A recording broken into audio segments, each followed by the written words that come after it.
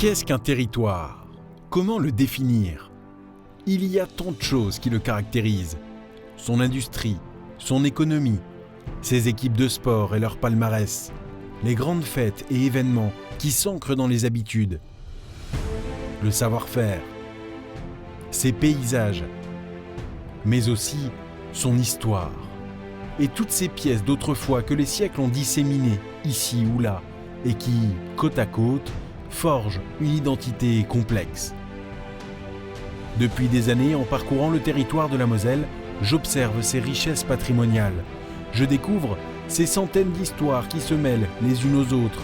Je perce les mystères de ces lieux étonnants qui jalonnent les plaines, les vallons et les forêts. Tel un carnet de voyage, nous allons parcourir les routes et les sentiers de la Moselle en quête des surprises étonnantes qui se cachent sur le territoire mosellan. Bienvenue dans ce nouvel épisode de Destination Moselle.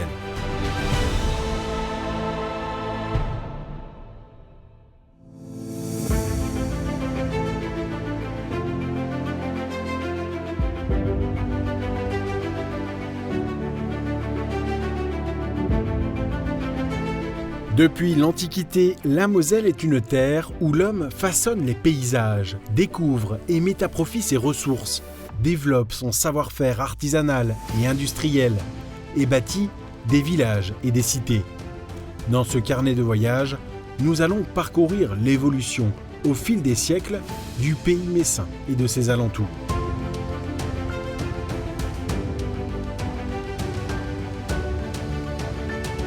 Et justement, parlons d'un savoir-faire qui symbolise le commerce et l'artisanat de l'Antiquité, le vin. Depuis l'époque gallo-romaine, la vigne et la viticulture se sont développées le long de la rivière de la Moselle, notamment autour de ce qui deviendra le pays messin. Commençons ce nouveau voyage à Ancy-sur-Moselle.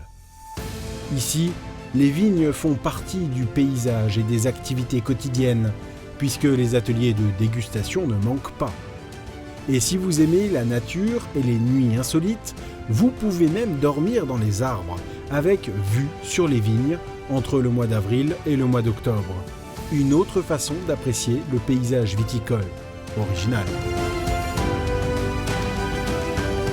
D'ailleurs, les gîtes insolites qui permettent d'apprécier une ou plusieurs nuitées au plus proche de la nature, il y en a aux quatre coins de la Moselle. Comme ici, à Arbergue, en Moselle Sud, ou ici, au parc de loisirs Tepa-Cap, dans le pays de Bitche. Mais revenons à nos vignes, en Moselle Ouest. Allons découvrir le village de Gorze, en faisant un crochet par Jouy aux Arches, où vous pouvez découvrir ces magnifiques restes de l'aqueduc gallo-romain qui traversaient autrefois la vallée. Cet aqueduc permettait à l'antique ville de Metz, qui s'appelait alors Divodurum, d'être alimentée en eau grâce à la source de Gorze.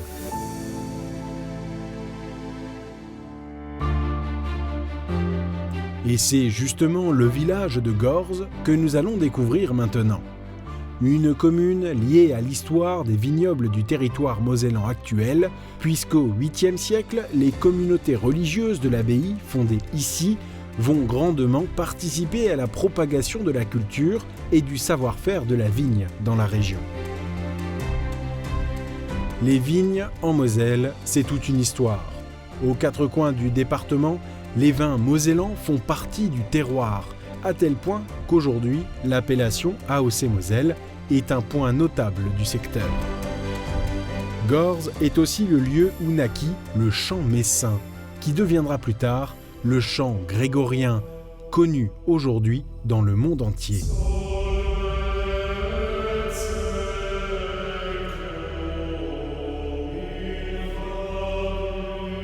Restons maintenant dans le patrimoine et l'histoire religieuse, en nous rendant maintenant à Silligny.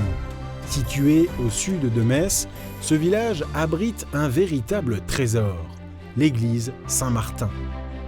Vue de l'extérieur, elle ne paye pas de mine, mais à l'intérieur, ces fresques peintes au XVIe siècle par un artiste italien itinérant sont à couper le souffle.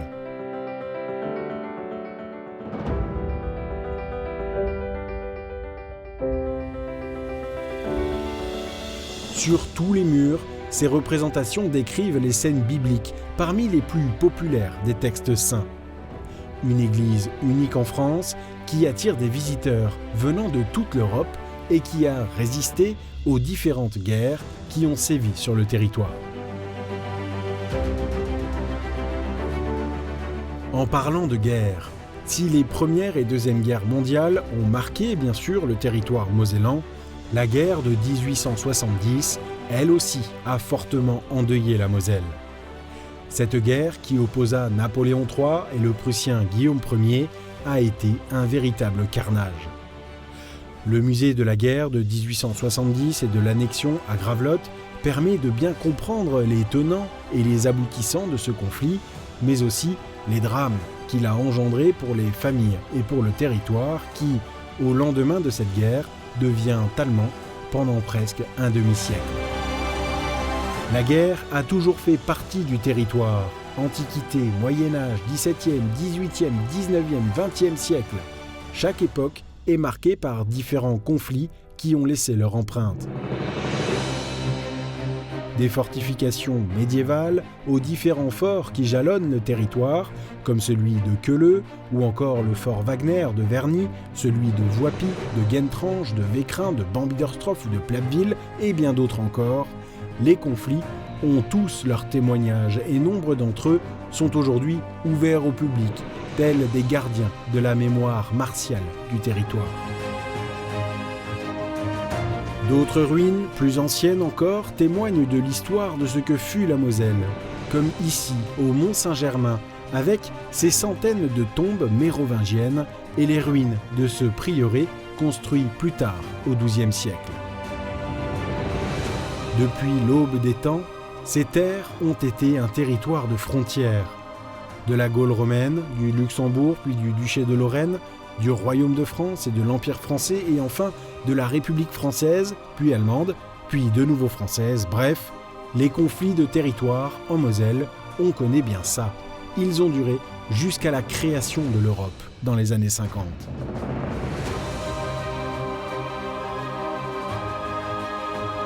Mais il n'y a pas que les frontières qui témoignent de l'histoire européenne. Il y a aussi un homme, l'un des pères de l'Europe, Robert Schuman. À Sichazel, sa maison est devenue un musée, là où les grandes lignes de la construction de la paix entre la France et ses voisins s'est construite à l'époque de la création de la communauté européenne du charbon et de l'acier, ancêtre de l'Europe.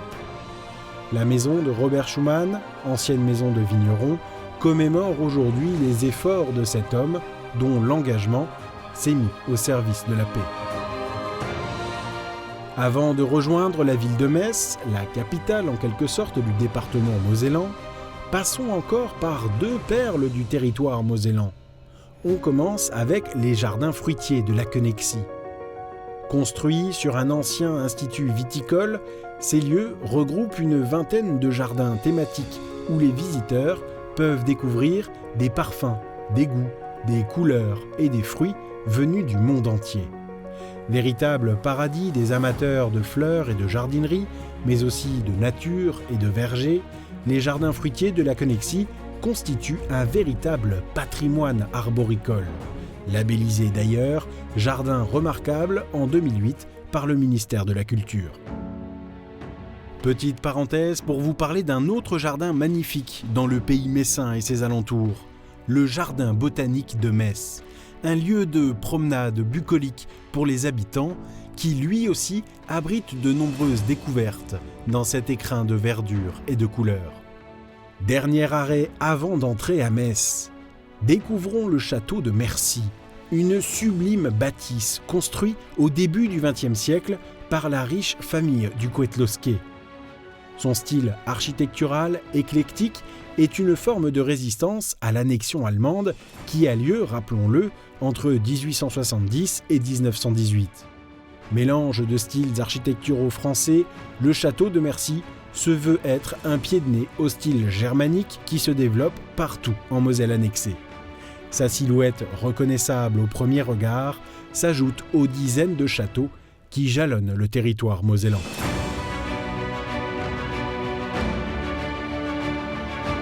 Allez, Il est temps maintenant de rejoindre Metz. Connu pour son équipe de football, le FC Metz, mais aussi connu pour sa pierre de Jaumont, qui reflète si bien les rayons du soleil. Le visage actuel de cette ville reflète pas moins de 2000 ans d'histoire. Au début, il s'agissait de l'oppidum des peuples celtes appelés les Médiomatriques. Dès l'époque gallo-romaine, la ville se développe et devient une grande cité réputée pour son commerce et son artisanat. De nos jours, le plus imposant témoignage de ce passé antique, le voici. La basilique Saint-Pierre-aux-Nonains, construite au IVe siècle et largement modifiée plus tard, notamment durant la période carolingienne.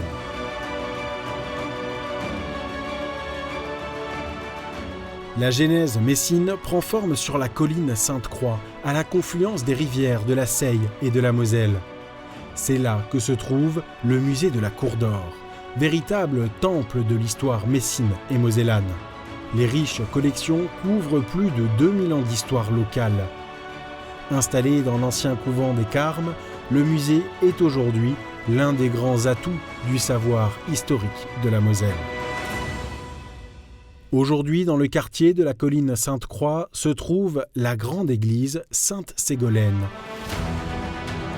Construite au XIIIe siècle et dont la façade occidentale majestueuse date du XIXe siècle. C'est dans cette église gothique que se trouve le plus ancien vitrail de Lorraine. Une scène de crucifixion qui date du XIIe siècle. 900 ans, rendez-vous compte. L'église Sainte-Ségolène fait partie du vaste patrimoine religieux messin. Metz pourrait être surnommée la ville des clochers. Pas moins de 73 lieux de culte forgent le visage vertical de la cité. Des édifices superbes comme la basilique Saint-Vincent et sa façade néoclassique. Ou encore l'église Sainte-Thérèse et son style contemporain. Il y a aussi le grand clocher de l'ancien temple de garnison construit par les Allemands à la fin du XIXe siècle. Et bien sûr, il y a la reine-mère de ce patrimoine religieux messin, la cathédrale Saint-Étienne. Depuis 800 ans, elle trône en plein cœur de la ville. Construite du XIIIe au XVIe siècle, cette merveille d'art gothique flamboyant a continué d'évoluer jusqu'à nos jours. Ces vitraux, par exemple, comptent parmi les collections des créations d'artistes plus contemporains que le Moyen-Âge, tels que Marc Chagall ou encore Kim Soo-ja. Des aménagements, Saint-Étienne de Metz en connut également durant le siècle des Lumières. Son portail occidental, qui date du XIXe siècle, en remplace un autre, néoclassique cette fois, construit au XVIIIe siècle par Jacques-François Blondel, à la gloire du roi Louis XV. Justement, restons un instant sur cet homme, Jacques-François Blondel. Cet architecte théoricien qui compte parmi les plus célèbres de son temps a considérablement transformé la ville. Suite à l'impulsion du maréchal-duc de Belle-Île, qui engage une grande campagne de travaux urbains, Blondel va dessiner et faire construire un ensemble de bâtiments néoclassiques tels que l'hôtel de ville, le corps de garde devenu l'office de tourisme, le Parlement et le marché couvert qui, à l'origine, devait être un palais épiscopal.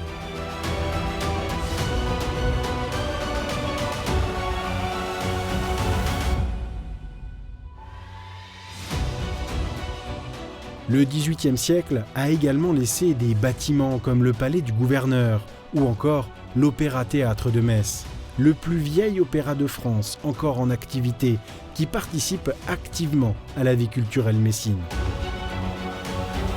Face à cette construction monumentale, le Temple Neuf, construit au début du XXe siècle par les Allemands et inauguré par l'empereur Guillaume II en personne en 1905. Durant cette période de l'annexion, la ville se transforme, s'agrandit de façon considérable. Les remparts datant du Moyen Âge sont démantelés et remplacés par des grandes avenues. Une germanisation qui se traduit aussi par la construction de quartiers entiers, tels que le quartier de la Gare. Une gare monumentale, aux airs de cathédrale romane, nommée plusieurs fois plus belle gare de France et dont l'intérieur abrite de sublimes salons de réception réservés à l'époque à l'empereur d'Allemagne et à sa cour impériale. De cette époque, il reste également le nouveau palais du gouverneur, gigantesque demeure de style néo-renaissance qui participe aujourd'hui au paysage historique de la ville de Metz. Durant les grands aménagements allemands, certains éléments du passé médiéval ont survécu, comme par exemple la tour Camoufle, mais aussi et surtout la porte des Allemands.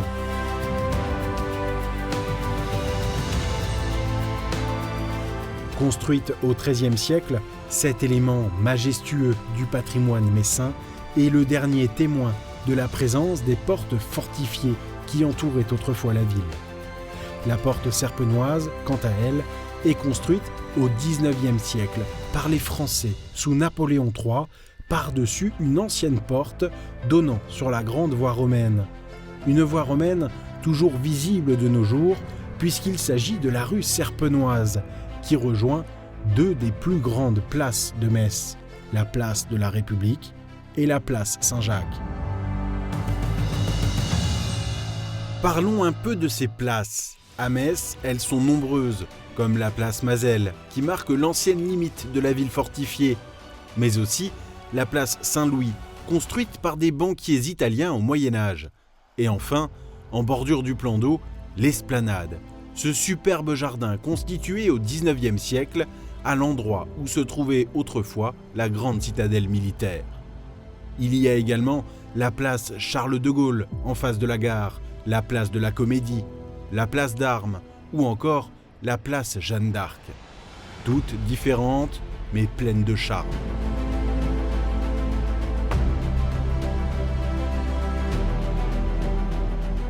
Dans cette ville de Metz, les bâtiments historiques sont nombreux. L'histoire bimillénaire a laissé de nombreuses pièces de puzzle qui, réunies, composent cette mosaïque historique qui est devenue la ville au fil des siècles. Et peu à peu, les constructions contemporaines, comme le centre Pompidou ou le palais des congrès Robert Schuman, viennent enrichir le visage urbanistique de la ville.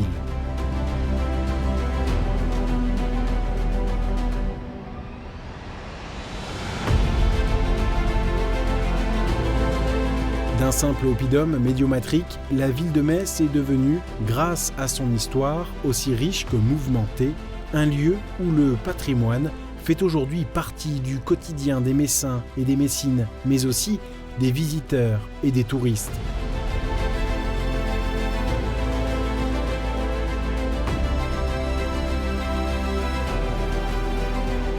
Un patrimoine devenu acteur aussi de la vie quotidienne et culturelle, comme en témoigne le festival Constellation et les marchés de Noël.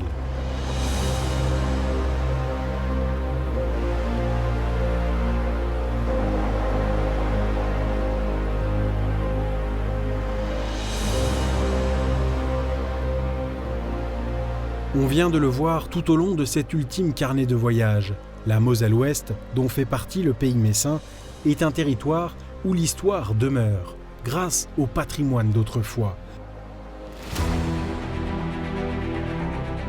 Au cours de nos carnets de voyage, nous avons découvert les 4 coins de la Moselle, en même temps que ses richesses historiques et artisanales. En plus des châteaux et des villages qui constituent ce visage de cette belle Moselle surprenante, nous avons pu également découvrir une partie de ces témoins d'histoire, comme autant de preuves du rôle majeur qu'a joué ce territoire qui est devenu la Moselle au lendemain de la Révolution française. De ces pierres et monuments au savoir-faire séculaire qui caractérisent le territoire, la Moselle a la richesse de compter également parmi ses habitants de nombreux passionnés qui nous permettent de découvrir et de mieux comprendre notre passé. Qu'ils naissent de volontés bénévoles ou politiques, historiques ou culturelles, artisanales ou pédagogiques, les engagements, qu'ils soient partagés ou privés, permettront à la mémoire de notre territoire de demeurer dans le savoir collectif. Car, après tout, l'histoire n'a d'intérêt que s'il y a des gens pour la découvrir, la chercher, la partager et continuer de la transmettre. Alors, franchement, elle est pas belle la Moselle ? Il n'y a qu'à la découvrir pour se rendre compte à quel point elle est formidable.